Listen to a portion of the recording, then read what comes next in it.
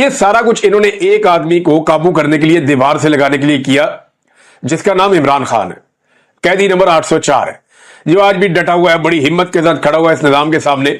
उसको जाके पीटीआई वालों ने कहा कि जनाब आप मुज़ाकरात करें, कोई डील शील आपकी करवा देते हैं, तो उसने पीटीआई वालों को जलील किया। उन्होंने कहा दौड़ जाओ यहां से, जेल से मेरी लाश तो निकल सकती है, लेकिन मैं डील नहीं करूंगा।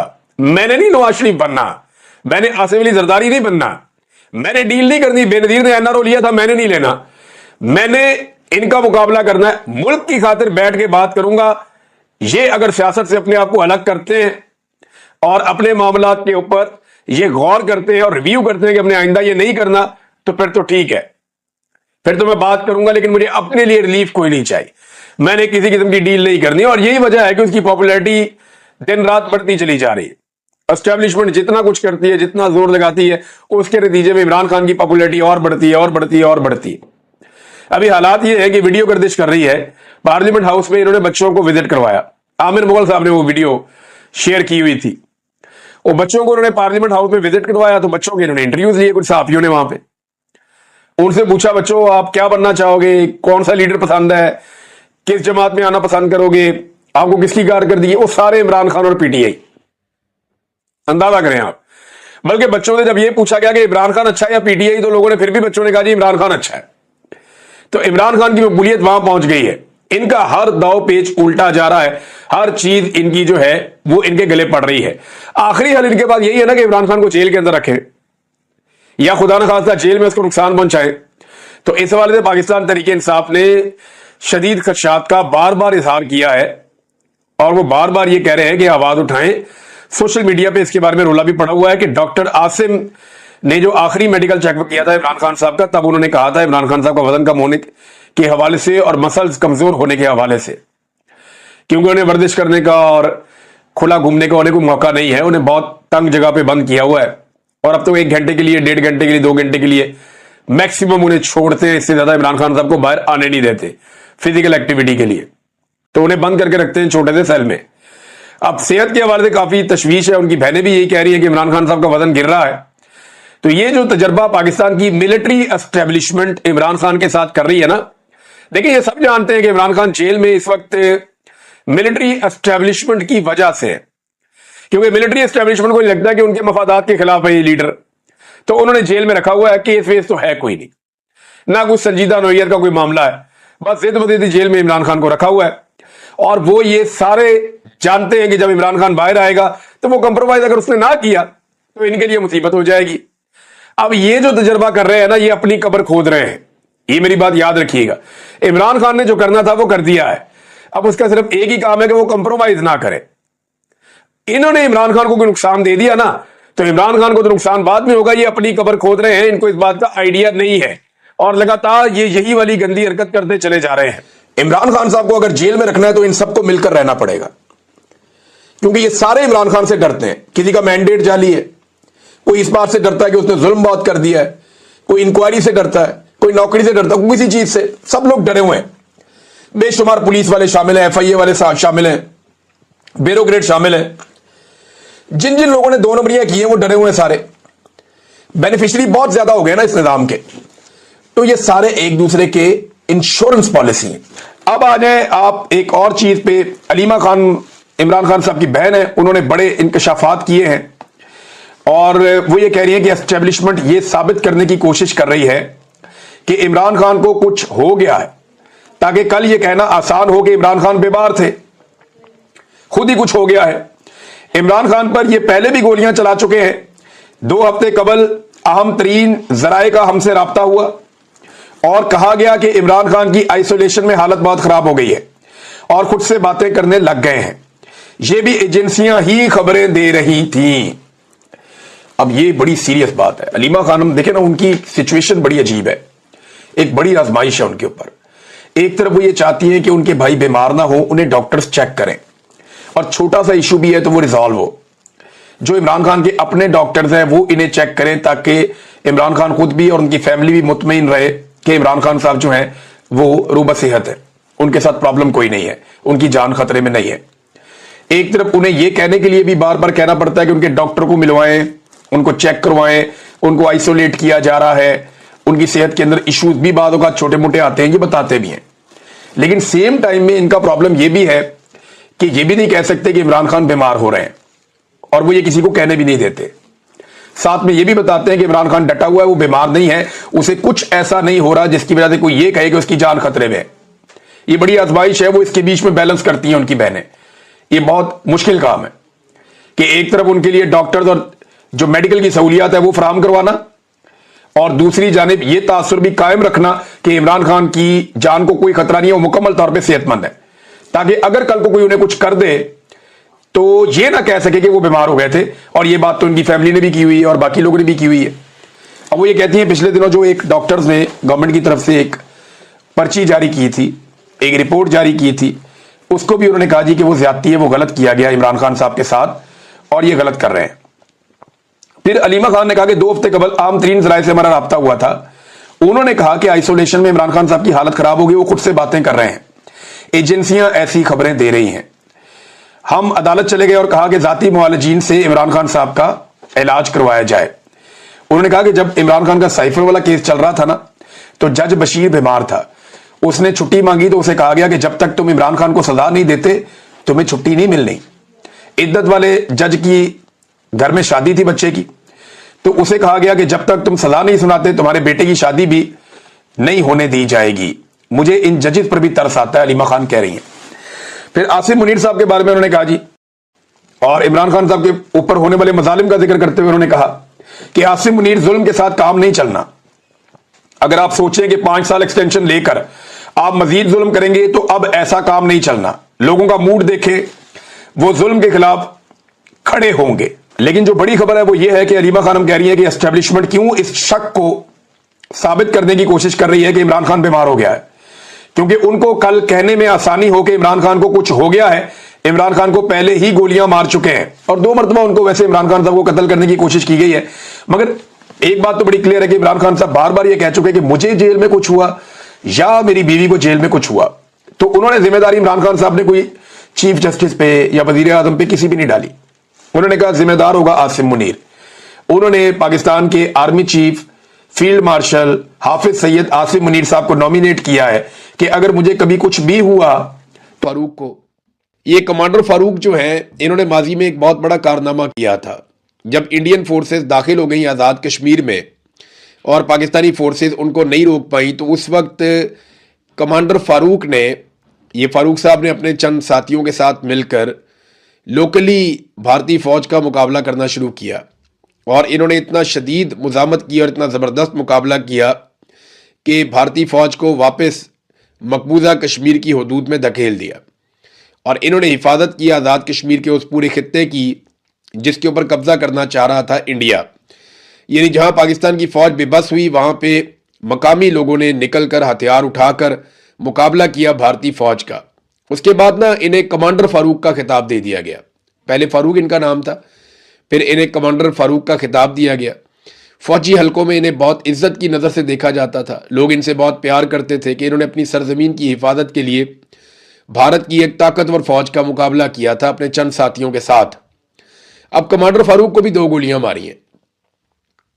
यानी वो कमांडर फारूक जिसने भारतीय फौज से आज़ाद कश्मीर के रकबे को बचाया था और जो वो कब्जा करने जा रहे थे वो कब्जा छुड़वाया था, अब वो कमांडर फारूक जो है वो राह का एजेंट है।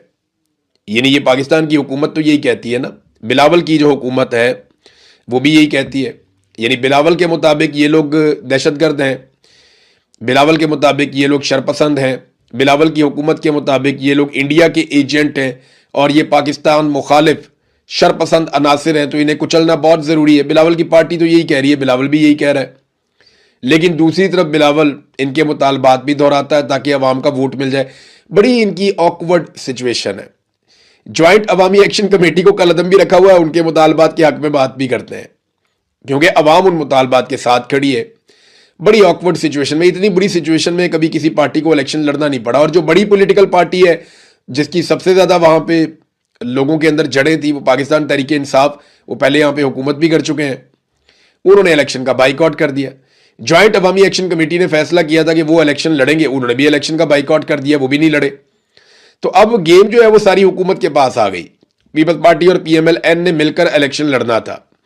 देखिए, मैं आपको बता रहा हूं कि इस इलेक्शन के नताइज पहले से ही तय कर लिए गए, जैसे गिलगित बल्तिस्तान के इलेक्शन के नताइज पहले से तय कर लिए गए थे।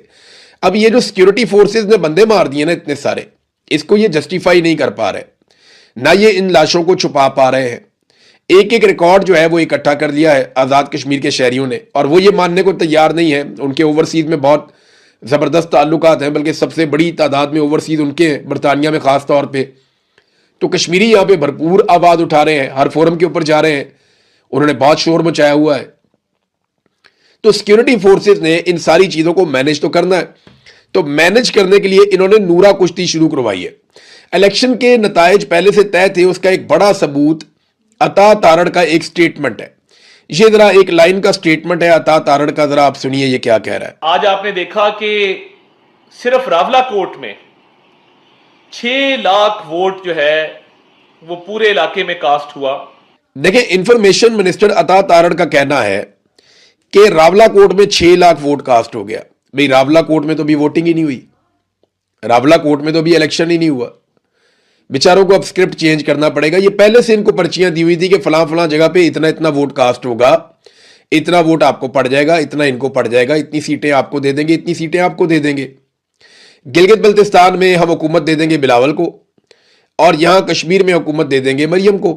तो आप लोग दोनों खुश रहेंगे, एक हुकूमत आप ले लें, एक हुकूमत आप ले लें, बस आपस में आप नूरा कुश्ती करते रहे। अब जब खून बह गया ना सिक्योरिटी फोर्सेस से, और वो बड़े पैमाने पे खून बह गया, और आलमी सतह पे ये खबर भी आना शुरू हो गई, तो इस दबाव से निकलने के लिए बिलावल को और मरियम को ड्यूटी दी गई कि अब आप नूरा कुश्ती शुरू कर दें, जितनी ज्यादा हो सकती है उतनी ज्यादा नूरा कुश्ती करें।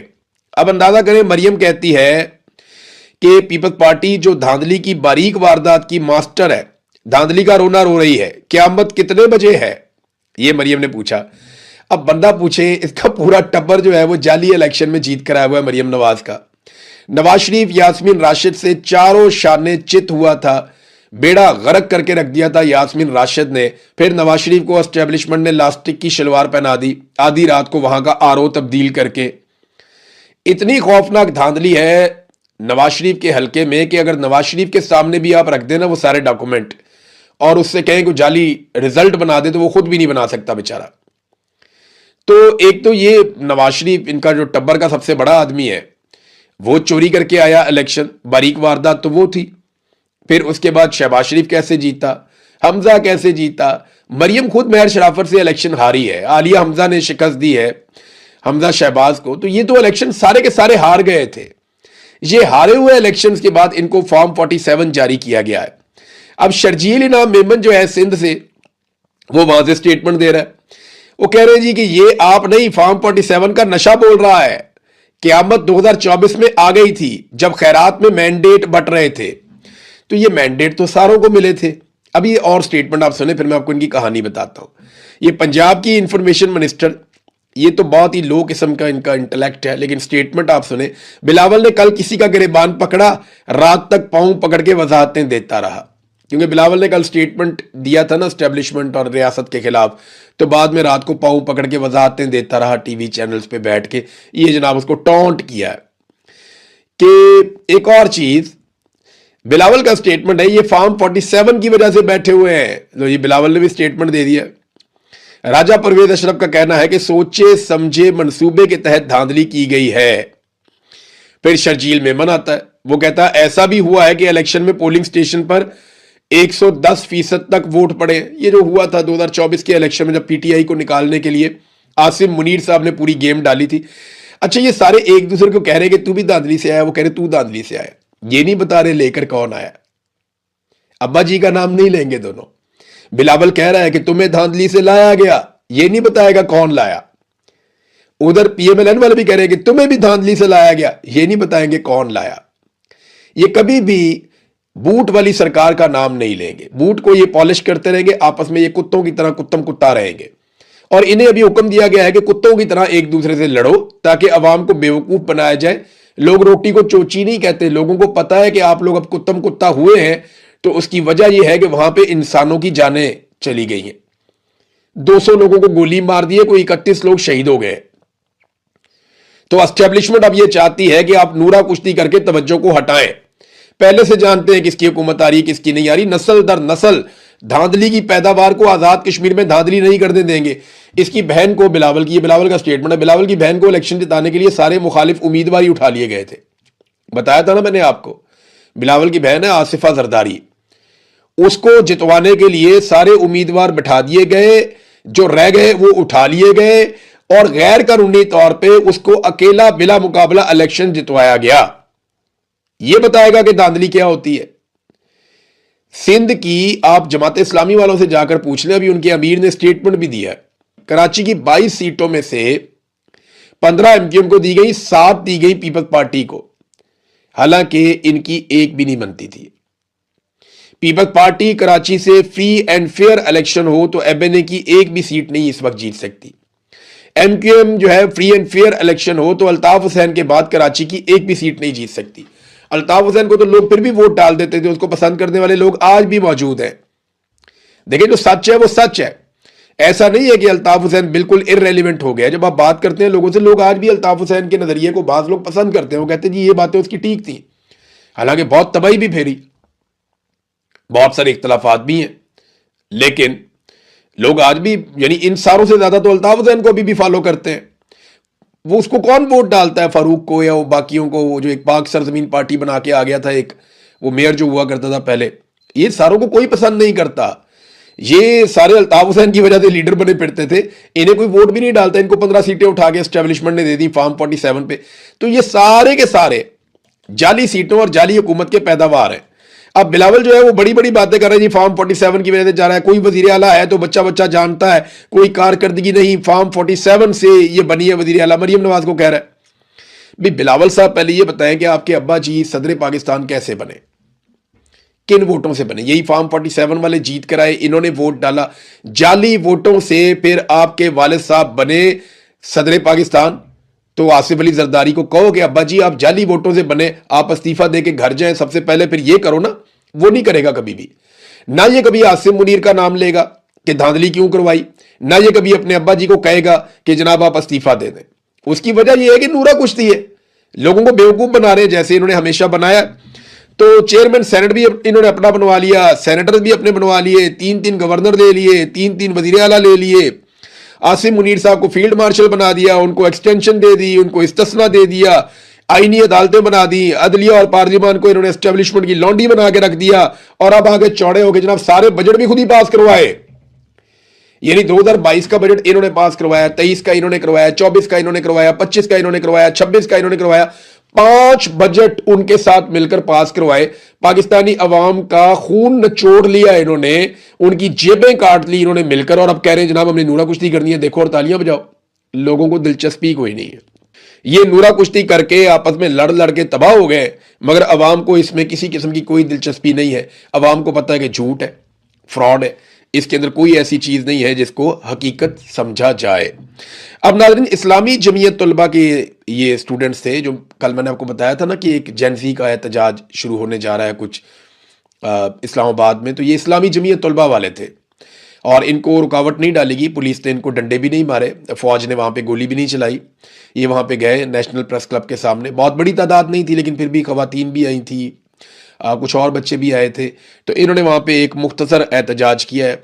बहुत बड़ी तादाद में नहीं थे क्योंकि इस्लामी जमीयत तलबा है, ये कोई पाकिस्तानी तलबा की वैसे ओवरऑल कोई कॉल नहीं थी कि सारे के सारे निकल कर आ जाएं, लेकिन अच्छा हुआ, एक आगाज़ तो हुआ है। और वैसे भी जमात इस्लामी को थोड़ा सा फ्री हैंड मिलता है, जमात इस्लामी को पाकिस्तान की एस्टेब्लिशमेंट ये मौका देती है, जब भी उन्हें लगता है कोई बड़ा एहतजाज होने वाला है तो वो उन्हें कहते हैं कि आप एक नॉर्मल एहतजाज करके चीज़ों को नॉर्मलाइज करें और थोड़ा सा आप मायूसी भी फैलाएं। तो जमात इस्लामी ये ड्यूटी करती रहती है। बहरहाल ये इस्लामी जमीयत तलबा को शाबाश कि उन्होंने कम से कम ये स्टेप लिया, उन्होंने अच्छी तकारीर की, मैंने कुछ बच्चों की तकारीर सुनी, उन्होंने बड़ी अच्छी बातें की हैं, और उन्होंने ये इस बारे में तो ज़रूर उन्होंने आवाज़ उठाई कि गद्दारी के सर्टिफिकेट बेचना बंद किए जाएँ। ये जो बांट देते हैं ना सर्टिफिकेट के, कायदे आज़म की बहन भी गद्दार है, ये भी गद्दार है, वो भी गद्दार है, ये ज्यादती है, ये नहीं होना चाहिए। तो बच्चों में इतना शऊर है कि वो हक और सच की बात कर रहे हैं, ये बड़ी अच्छी बात है। ये चलो एहतजाज शुरू हो गया, अब देखते हैं कि आगे और इसमें कितनी शिद्दत आती है या कितना ज़्यादा और पाकिस्तान में एहतजाज होता है। देखिए ये सारा जो मामला आज़ाद कश्मीर का ना, इसको आप अपने जहन में बिठा लें कि ये इलेक्शन को चोरी करके कठपुतली सरकार बनाने का मामला है और इसमें कुछ नहीं। यानी कुछ भी करके इलेक्शन को चोरी करना है, और एक कठपुतली सरकार बनानी है जिसके जरिए से आजाद कश्मीर के रीजन को अपने कंट्रोल में रखना है। और मैं एक गुजारिश ओवरसीज पाकिस्तानियों से ना इस वीलॉग में जाते जाते करना चाहता हूं। ये जो अमेरिका में रहते हैं ओवरसीज पाकिस्तानी या बरतानिया में रहते हैं, यूरोप में रहते हैं ना, इनको एक बीमारी लगी हुई है। देखें, मेरी बात का बुरा ना बनाइएगा, इनमें बहुत सारे लोग कंप्रोमाइज पता क्यों हो जाते हैं कि उन्हें पाकिस्तान में एयरपोर्ट पे छोटा सा प्रोटोकॉल चाहिए होता है। प्रोटोकॉल क्या होता है कि आप जहाज से बाहर निकलते हैं तो एक बंदा खड़ा हुआ होता है, वो आपसे 5-10 हज़ार रुपया भी ले लेता है टिप। तो वो आपका बैग पकड़ लेता है, आपका बैग लेकर जाता है, आपसे आपके पासपोर्ट पकड़ लेता है, फौरी तौर पे आपको लाइन से निकाल के जाके आपके वो पासपोर्टों के ऊपर स्टैंप करवा देता है, आपको प्रोटोकॉल के साथ आपकी गाड़ी तक पहुंचा देता है और आपका सामान भी वही बंदे जो है वो कलेक्ट करके आपकी गाड़ी तक ले आते हैं। बस ये वाला जो प्रोटोकॉल है ना, ये हमें बहुत पसंद है, पाकिस्तानियों को बहुत ज्यादा पसंद है। इस प्रोटोकॉल के लिए ना हम मरे जा रहे होते हैं कि जनाब हमें प्रोटोकॉल दिया जाए, हम अमेरिका से आ रहे हैं, हम जनाब बरतानिया से आ रहे हैं, हम यूरोप से आ रहे हैं। सब लोग नहीं करते, लेकिन बहुत सारे लोग जो कंप्रोमाइज होते हैं वो इस वजह से होते हैं। इन ममालिक में अगर आप अपना सामान खुद उठा सकते हैं, जहां पे आप रहते हैं या जहां पे आप काम करते हैं, अगर 10 मिनट आप लाइन में खड़े हो जाएं, 15 मिनट आप लाइन में खड़े हो जाएं और अपने पासपोर्ट को खुद स्टैंप करवा लें, तो आपको इनका एहसान नहीं लेना पड़ेगा। ये जो सिक्योरिटी फोर्सेज हैं या एस्टेब्लिशमेंट है, ये क्या देते हैं जनाब? ये एयरपोर्ट के ऊपर प्रोटोकॉल देते हैं और आने जाने का प्रोटोकॉल देते हैं। तो ये प्रोटोकॉल को छोड़ दें, इक्वालिटी पैदा। अगर कोई आदमी प्रोटोकॉल ले रहा है पाकिस्तान के एयरपोर्ट पे, ये मेरी बात आप सब लोग अपने दिमाग में बिठा लें, जब आप खुद प्रोटोकॉल नहीं लेंगे ना तो कोई और भी नहीं ले सकेगा। जब कोई लेगा उसकी मंजी ठोक दें आप वहीं पे एयरपोर्ट पे, कैमरा निकालें, वीडियो बनाएं, शोर मचाएं। आप ये कहेंगे ये होता कौन है प्रोटोकॉल में आगे जाने वाला? ये हमारे जहाज में बैठा हुआ था, लाइन में लग के पीछे से आगे करे जो करना है इसने। 4, 5, 7 दफा आप ड्रामा करेंगे, ये FIA वाले, ये सारे ASF वाले, ये बाकी जितने भी एजेंसियों वाले, ये सीधे होकर बंदे के पुत्र बन जाएंगे। इन प्रोटोकॉलों की आदतों ने खराब कर दिया सबको, और इसकी वजह से ये छोटा सा कंप्रोमाइज है, इसकी वजह से सारे ताल्लुकात बनाते हैं। और आपको पाकिस्तान में मिलता क्या है कि आप वहां जाते हैं, कोई आपको मुफ्त में वो खाना देते हैं? कोई आप पाकिस्तान में जाते हैं तो मुफ्त में आपको कोई सिक्योरिटी मिलती है? क्या आप पाकिस्तान में जाते हैं वहां मुफ्त तालीम मिलती है, मुफ्त इलाज मिलता है? कुछ भी नहीं है। 1 टके की सहूलत आपको नहीं मिलती पाकिस्तान में जो ओवरसीज है। सिर्फ एक सहूलत मिलती है कि एयरपोर्ट पे प्रोटोकॉल लग जाता है अगर आप एस्टेब्लिशमेंट की साइड पे खड़े हो। इसके अलावा तो कुछ नहीं मिलता ना। तो लानत भेजें ऐसे प्रोटोकॉल पे जिसकी कीमत आपकी कौम चुका रही है और अपना खून देकर चुका रही है। तो आज के बाद एक बात का तहिया करें, खास तौर पे मेरे आजाद कश्मीर के बहन भाई, कि आप पाकिस्तान जाएंगे और आप प्रोटोकॉल नहीं लगवाएंगे। कोई जरूरत नहीं है आपको प्रोटोकॉल लगवाने की। किसी ऑफिसर को फोन ना करें, सीधा लाइन के अंदर जाएं। 15 मिनट 20 मिनट ज्यादा लग जाएंगे, और चलो 1 घंटा ज्यादा लग जाएगा। देखें आपके लोग कितना खून बह गया उनका। इससे सीखें। आप जब प्रोटोकॉल देते हैं, उनके साथ ताल्लुकात बनाते हैं, उनका कॉन्फिडेंस बढ़ता है, उन्हें लगता है ये तो हमारे साथ है, लिहाजा अपने लोगों के साथ खड़े हो। अब तक के लिए इतने, अपना ख्याल रखिएगा, अपने